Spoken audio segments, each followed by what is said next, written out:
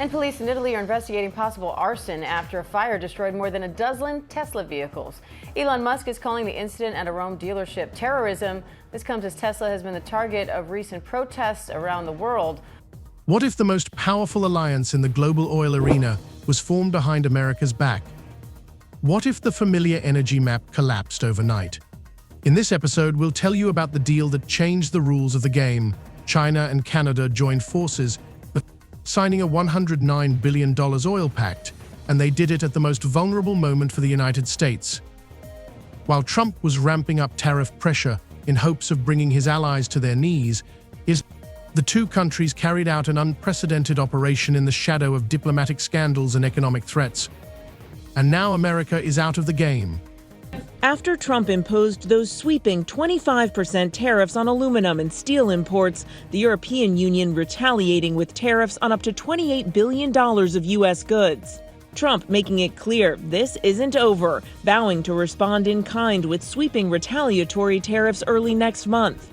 Gasoline prices across the country have jumped to highs not seen even during global oil shocks.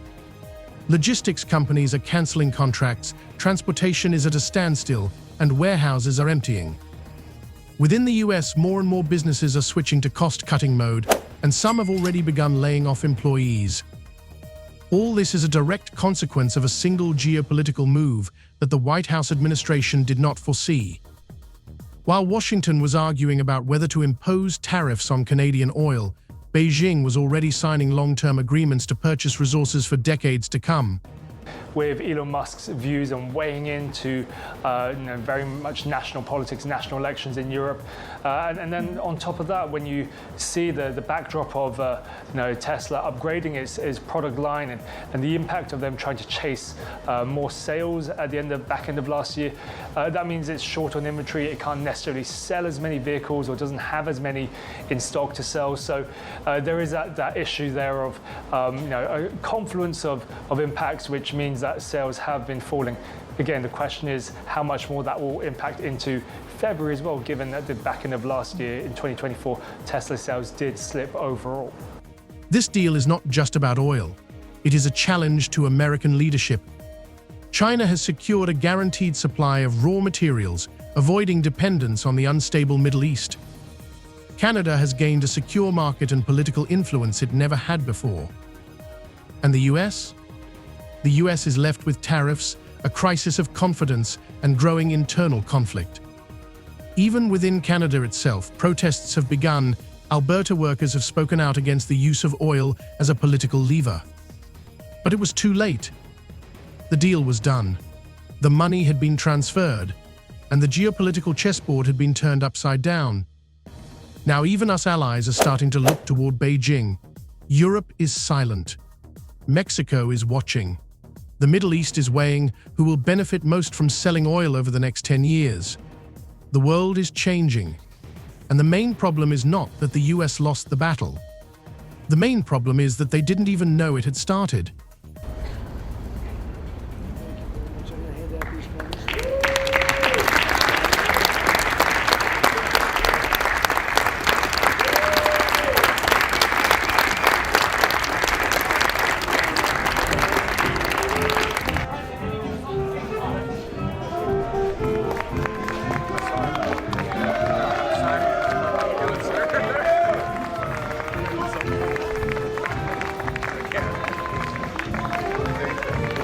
This is not just another news story.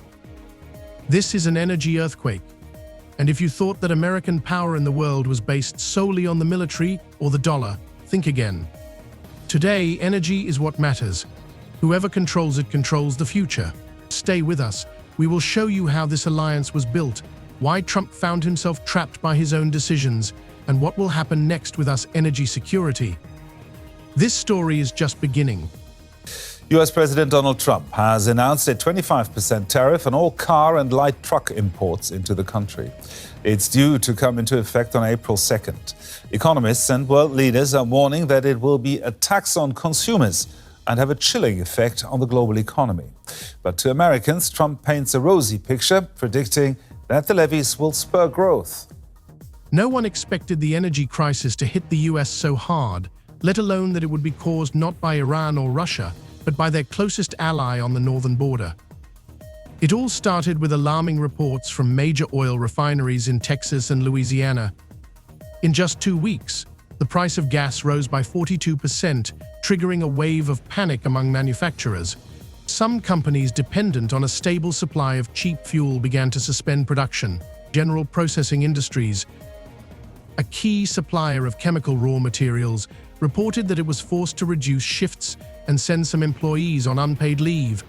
The reason was the lack of Canadian oil supplies, which accounted for up to 38% of the southern U.S.'s total demand. That's a 10. That's a good one. Yeah.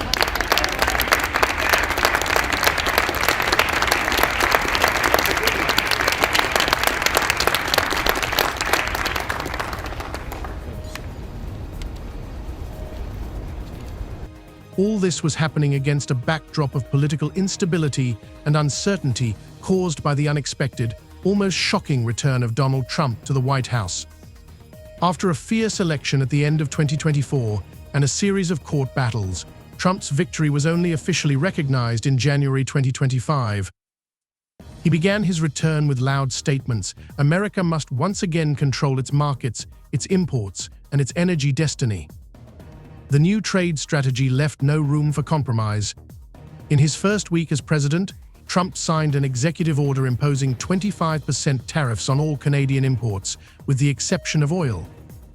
This decision provoked a mixed reaction. Some saw it as an attempt to maintain oil flows, others as an admission of the dependence that Trump had promised to eliminate. After weeks of whiplash, Trump threatening tariffs, imposing some, and walking back others, many Americans are feeling the uncertainty. In Swisher, Iowa, distillery owner Jeff Quint says it's paralyzing. The bourbon industry is going to be collateral damage in this tariff war. I don't really think there's any way around that. And he's not alone. Tonight, the majority of Americans, 61%, now say they disapprove of how the president is handling tariffs. 56% say they disapprove of his handling of the economy overall. But the president has dismissed those concerns tonight, saying he has the right to change course. Meetings in the White House were held in a state of emergency. Advisors were divided into 2 camps. Some insisted on immediately imposing duties on Canadian oil, arguing that pressure was needed. Others warned that such a move could have disastrous consequences, not only a sharp rise in gasoline prices, but also the complete destabilization of domestic markets. The head of the National Energy Council, Dr. Stephen Armstrong, stated bluntly that even a 5% tariff on Canadian oil could lead to a primary wave of collapse in transportation and food logistics. But in a climate of widespread pressure, with American producers demanding immediate action and political ratings calling for action, Trump decided on a compromise. We begin with the president's trade war escalating tonight. This evening, the retaliation against the United States, Canada, and the European Union responding quickly, just hours after President Trump's 25% tariff on all steel and aluminum coming into the United States. Canada, the largest supplier of steel to the U.S., slapping new tariffs on $20 billion worth of U.S. goods that are sold in Canada. And the 27 countries of the European Union imposing retaliatory tariffs on up to $28 billion worth of U.S. goods sold in Europe. 10%. That was the first official tariff on Canadian oil. The decision was made literally at midnight after a 7-hour closed-door meeting, which journalists later dubbed an energy ultimatum. And the next morning, panic broke out on international markets. WTI oil futures soared from $81 to $97 per barrel in a matter of hours. Stock exchanges reacted chaotically, and Canadian energy companies temporarily suspended oil shipments to US ports, demanding clarification from the government. Amid the panic, major U.S. oil refining corporations began buying up oil from storage facilities in an attempt to build up reserves. But there was not enough.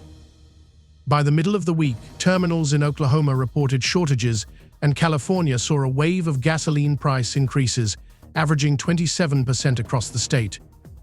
Delivery companies such as National Freight Systems and Novalogix warned their customers that starting in March, transportation costs would increase by at least 15% and possibly as much as 30%. I think you're going to remember today it's going to be a free nation that we're dealing with. We're going to have a very free and beautiful nation. It's going to be Liberation Day in America, and it's going to be a day that hopefully you're going to look back in years to come and you're going to say, you know, he was right. This has turned out to be one of the most important days in the history of our country. At the same time, hearings began in Congress. Democrats accused Trump of provoking the crisis, calling the introduction of tariffs an unjustified escalation. Republicans, on the contrary, insisted that the pressure on Canada should have been even tougher. At the same time, the first leaks appeared. According to classified State Department data, Canada was already negotiating a long-term oil agreement with China as a strategic alternative to US supplies. No one knew the details at the time, but concern was growing within the White House. Several senators close to the oil and gas lobby proposed an emergency freeze on tariffs. But that would have meant political defeat for Trump just 1 month after his inauguration. He refused. In response to criticism, he made a brief but tough statement at a briefing: "We will no longer pay Canada for their blackmail. America will be fine. America will win." This phrase became a slogan for his supporters, but it caused alarm in the business community. Investors began to withdraw funds from the energy sector. The largest oil companies lost more than 11% of their market capitalization in just 3 days. And all this before the real bombshell dropped. Beijing. Ottawa. Signatures. A $109 billion contract. But more on that in the next part. When information about the introduction of a 10% tariff on Canadian oil became public, the markets reacted instantly, but no one expected how devastating the effect would be. Just 24 hours after the announcement, panic broke out on the New York Mercantile Exchange. Investors rushed to sell oil company shares, hedge funds tried to shift assets into gold and uranium, and traders in London, Singapore saw the first signs that America was losing credibility as a stable player in energy deals. The price of a barrel of Brent rose above $102 for the first time since 2022, while WTI hit a record high of $107. For ordinary Americans, this meant one thing: gasoline prices rose by almost a third in a single week. Queues began to form at gas stations, as in the 1970s, with people trying to fill their tanks before the next price hike. And in the southern states, there were reports of fuel supply disruptions at local gas stations. Ready? The higher the tariff, the more likely it is that the company will come into the United States and build a factory in the United States so it doesn't have to pay the tariff. That will take many, as you know, that will take many years. In fact, I'll tell you, you know, there's another theory is that the tariff, you make it so high, so horrible, so obnoxious that they'll come right away. When I do the 10%, 10% is really, first of all, 10% when you collect it is hundreds of billions of dollars. The numbers that you're talking, all reducing our deficit. But really, so there's two ways of looking at a tariff. You can do it as a money-making instrument, or you can do it as something to get the companies. Now, if you want the companies to come in. American oil refineries, especially in the Midwest and South, were faced with a choice: buy oil at new, significantly higher prices, or temporarily suspend production. Several large companies, including Gulf Tech Refineries and United Crude Processing, announced partial suspensions of operations to avoid losses. At the same time, it became known that Streamline Logistics, which serves major retail chains, raised its delivery costs by 38%, citing unstable fuel prices. For the first time since 2008, the Consumer Confidence Index began to fall. CNN experts warned that if the situation persists for a month, the country could face an energy recession with a domino effect: rising prices, mass layoffs, a slowdown in GDP, and a fall in stock markets. And at that moment, Canada made a move that no one in Washington could have foreseen. Prime Minister Justin Trudeau, who had maintained a diplomatic tone in his rhetoric toward the US until the very last moment, unexpectedly held a press conference where he directly accused the White House of undermining North American energy stability.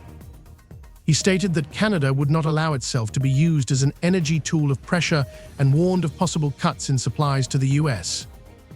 This statement, made against a backdrop of growing domestic pressure from oil-producing provinces, was an instant signal to everyone. The very next day, the oil market collapsed amid new fears that Canada could shut off the oil tap. There's been a lot of on and off, some inconsistency. There's no inconsistency. I'm not like a block that just, I won't delay. It's called flexibility. It's not called inconsistency. It's called flexibility.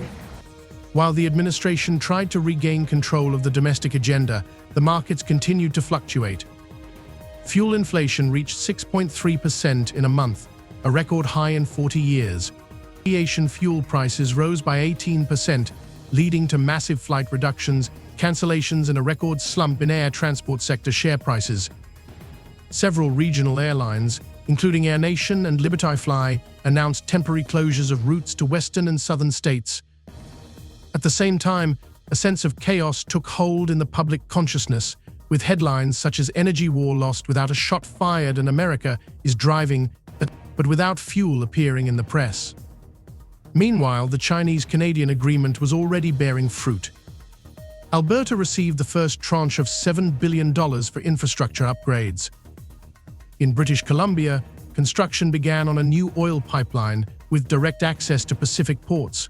Chinese engineers who arrived in Canada as part of technical delegations coordinated the launch of new logistics routes. Economic stability in these provinces rose sharply. The Business Activity Index in Alberta jumped 22%, and the number of jobs in the oil sector increased by 11,400 in just 2 months. While America was trying to stabilize its domestic market, Canada was steadily strengthening its export base, now focused not on the South but on the West. Washington could not help but react.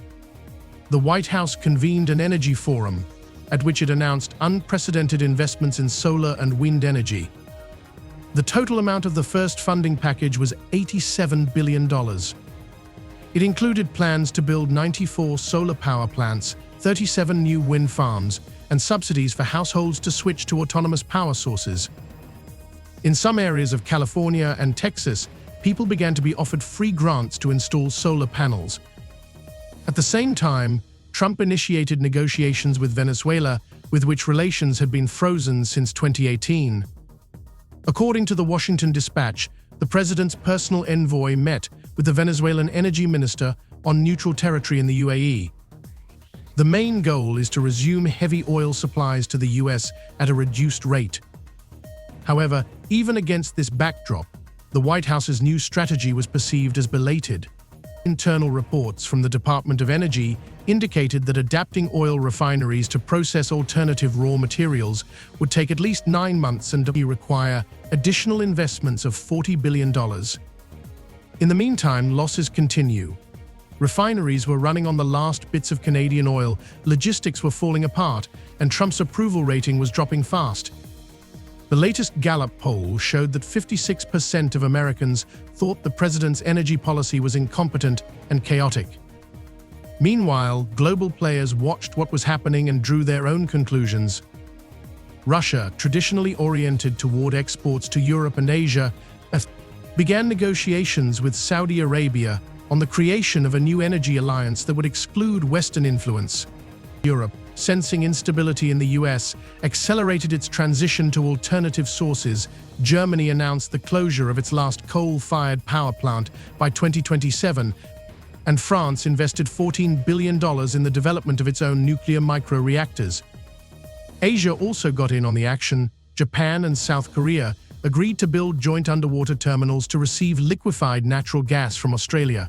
Against this backdrop, the US started to look less like the leader of the energy world and more like a follower, reacting but not setting the agenda. The public perception of the situation changed with each passing day. On television, economists analyzed where America had lost the initiative, how Trump's tariff policy had provoked a strategic rapprochement between Canada and China, and why the White House had underestimated the capabilities of its northern neighbors.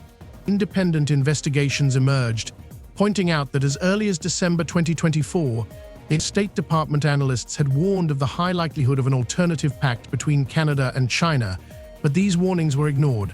Journalists at The Atlantic called it the biggest strategic mistake in American foreign policy since the invasion of Iraq. Nevertheless, the Trump administration tried to salvage what remained of its credibility. Major advertising campaigns were launched to explain the importance of energy independence to the public, promising millions of new jobs in green energy and the launch of the Federal Energy USA 2.0 program. Against this backdrop, Trump took an unexpected step. He proposed holding an international energy conference in Houston, to which representatives of 42 countries were invited. Officially, the aim was to discuss sustainable development, but unofficially, it was to regain the role of arbiter. But this was not enough to hide the main thing. The US was no longer setting the pace. China, betting on stability and predictability, took the place of the main consumer and investor in Canadian oil. For the first time in its recent history, Canada had the chance to pursue an export policy without looking back at Washington. And Trump, with his rhetoric of strength and pressure, found himself in the position of a reluctant partner rather than a dictator of terms. The global energy map had been redrawn, and for America, this meant not just a temporary defeat, but a signal the era of unipolar energy was over.